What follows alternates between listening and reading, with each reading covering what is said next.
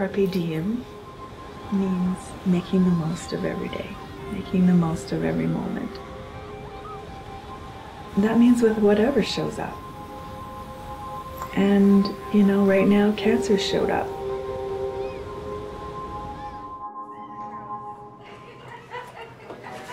Sorrow and Catwoman. No, you have to look. You're too flamboyant. I'm too flamboyant. But you're Zorro. It's Don Morris. He doesn't recognize. That's my oncologist. Hey, how are you doing? Hi. What are you doing? It's our last day of radiation, so we decided to dress as superheroes.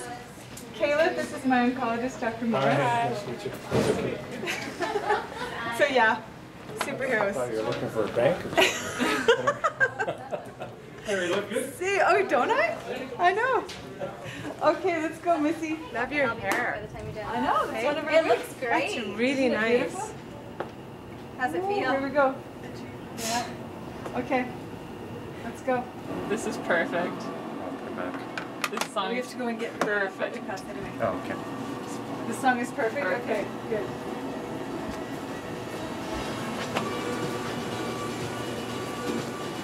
Look, it's an all-female team today. Yes, oh wow! Hello! It's superheroes. Oh, you missed Catwoman. You're gonna have to see her act.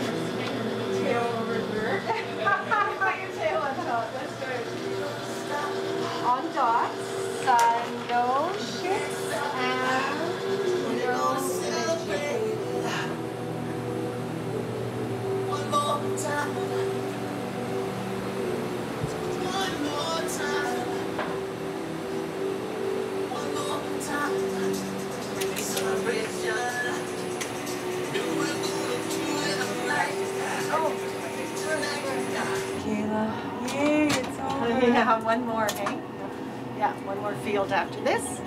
Yay. I remember day one like yesterday. I know. Do you guys kinda? Oh, totally. Like yesterday. It's hard to believe it's been 6 weeks. 6 weeks. Isn't that wild? Excellent. Ring that cowbell. More of that. Come on.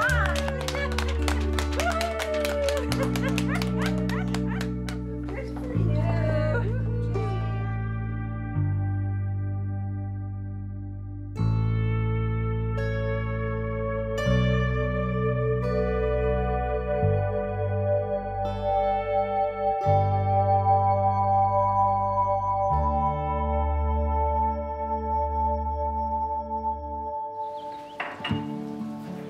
Well, one of the greatest gifts of my life was having my children. From the moment I knew I wanted to have kids, everything shifted about how I perceive life, and it was just when she was born, I couldn't believe a person could have that much love.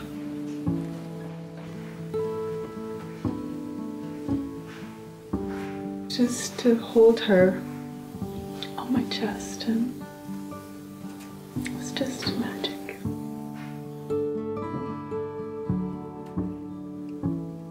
Work was never the same for me after that. And fabulous little Tyler came along, and I was so worried about having a second child, because I thought, oh, how can you ever love two as much as this? And I came from a family of 4 girls, so I was actually petrified about raising a boy, because I thought I won't know what to do. I've never had little boys. And it was just equally as magical.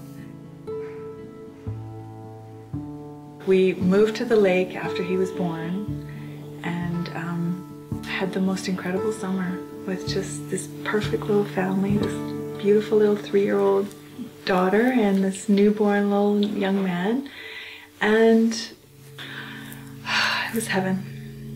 And then one morning I felt a lump under my arm, and everything changed.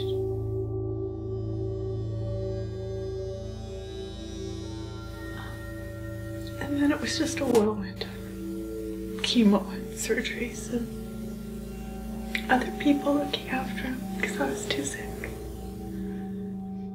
Cancer had always been something that I knew was, you know, the legacy in our family. My mother's mother died when she was only 13, but it became very, very real in my life when I was 18. I got a phone call that my mom had breast cancer.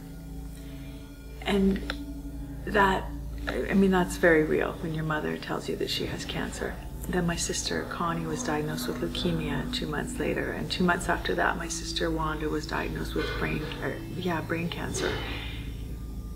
So in 6 months, 3 of my immediate family members had cancer.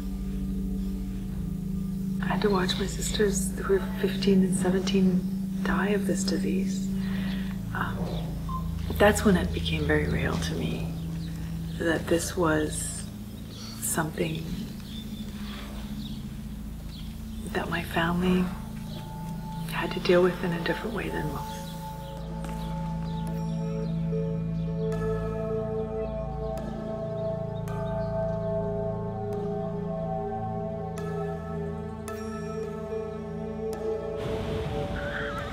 So I think the turning point for me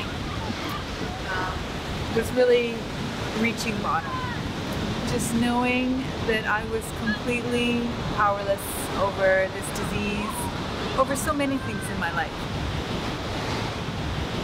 I had to surrender to something greater than me in order to get through it. So it was in hitting that bottom, in losing control, or the guise that I had control over things. It really caused me to surrender in a way that I had never understood. And that's the gift of when you surrender. It doesn't mean you give up, but it meant that I gave in to something greater.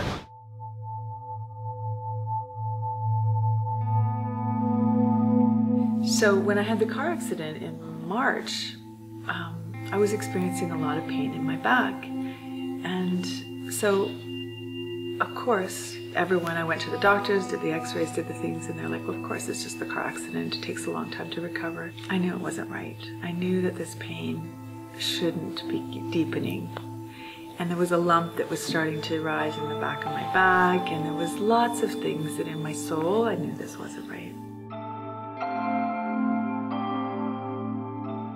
I was just hopeful it wasn't, you know, you hope for the best.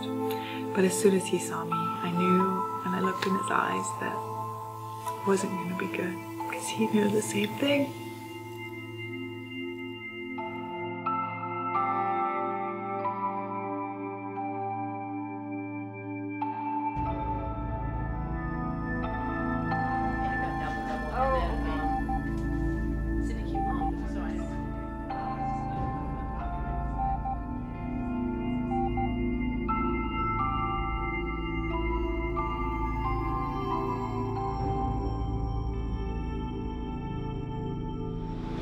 That was a whole new level of bottom, a whole new level of powerlessness. To hear those words that your daughter has cancer, and to know that it was out of my hands was just so frightening. It's so black.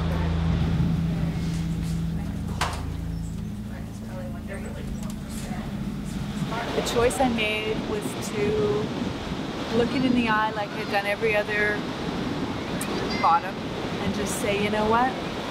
I gotta figure out a way how to be with this too, and to be with her every minute. And, you know, so then when it gets really dark, I be with that.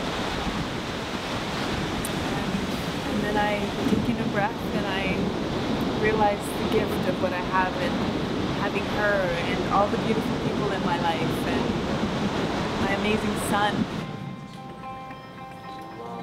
When I learned that I had cancer, there's probably the initial, like, oh, cancer, crap, that's not good. But then there was the underlying, like, I already know what it can do, and I kind of experienced that with my mom because I don't really remember it. I definitely had to work through my own emotions and memories around cancer and understand that this was my own journey instead of someone else's, because everyone's journey is different. It was also hard because my mom had just been diagnosed, and I knew that I had to be strong for her because I knew it couldn't be easy.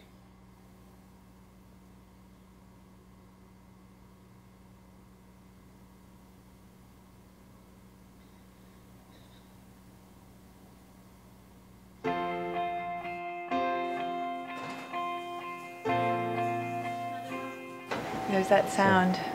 There's that MRI. It's clinging to her head. Every time I hear it, I'm sitting out there. I think about her just laying there. And I know what it's like because I have those MRIs myself. It's a really odd thing to journey with your daughter. When you both have cancer, it really, in some ways, sucks really bad. But on other levels, it's such a gift that we both really get each other. And so when I talk to her about how she's doing, we talk really candidly, and I think she's able to open up a lot more and be really, like she said this morning when we walked in and someone came and gave her a hug, one of our friends, Diane, that flew in all the way from Arizona just to be here for the surgery, and she says, "How are you doing?" She goes, "I'm at peace," and I really believe that about her. When we go to talk about treating anybody with a tumor to the brain, we look at treating them with surgery for diagnosis and removal. We look at using chemotherapy, and we look at radiation therapy. And so those things were being considered, and when we looked at surgery, we said, as a group again, we go, can we do more for her on the right-hand side from a surgical point of view? And it was our opinion and mine, and I agree with that, we could do a little bit more, so we asked Kayla if she wanted to troop her up and go for a third operation. So this is a very unusual scenario. So, you know, just like it's her gift to be involved in this journey, it's ours as well.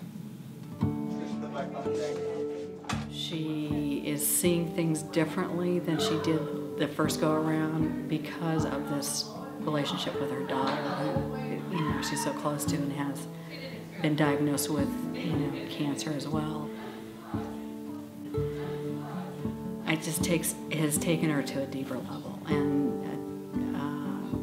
almost not a human level. I guess that's what I would say. The level that Shannon is operating from is not a human. It's really more an enlightened place, and that would be the gift.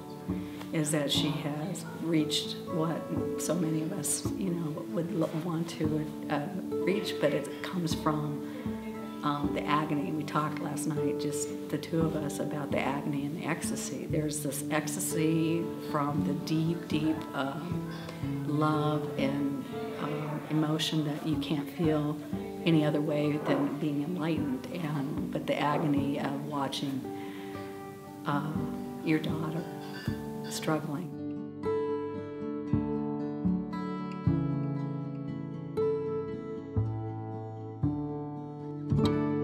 I was trying to think today how we could have a celebration tonight, because it's been a tough thing to do, and I thought I really need to celebrate my friend Shannon and my beautiful friend Kayla, and the strength and the courage that they show when they have to go through something like this.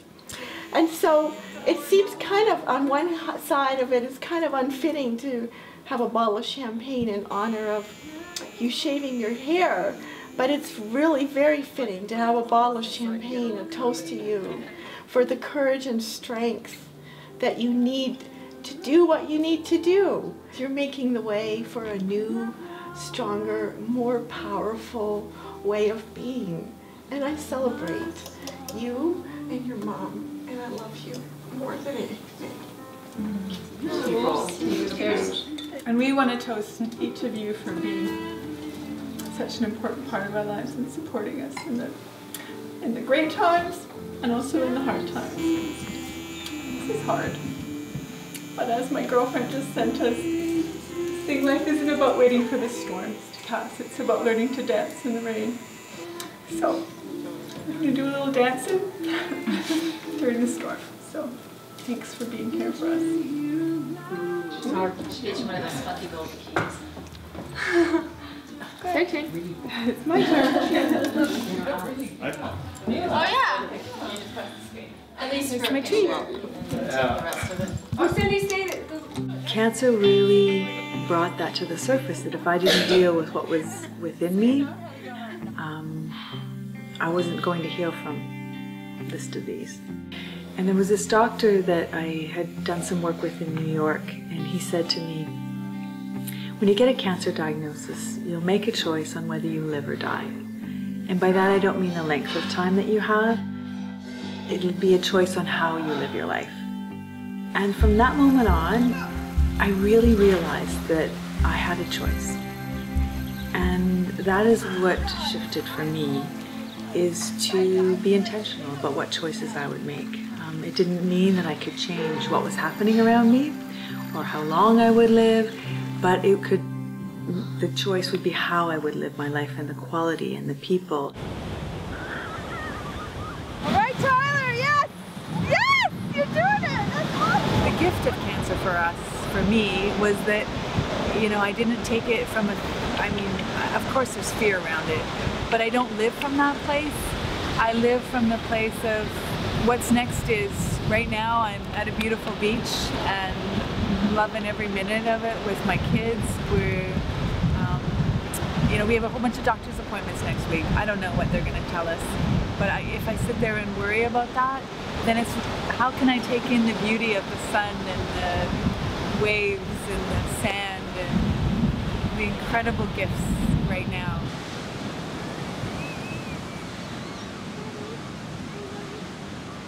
Don't wait for cancer to live intentionally, to live consciously around.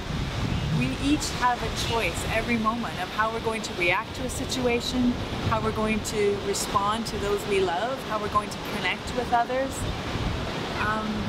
So live intentionally.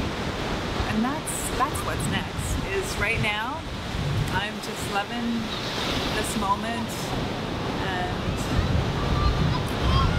will until the last breath I take.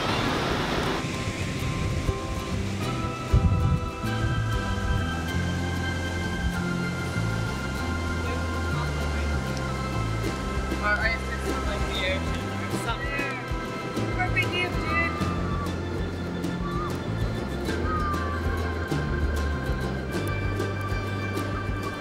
Exclamation mark!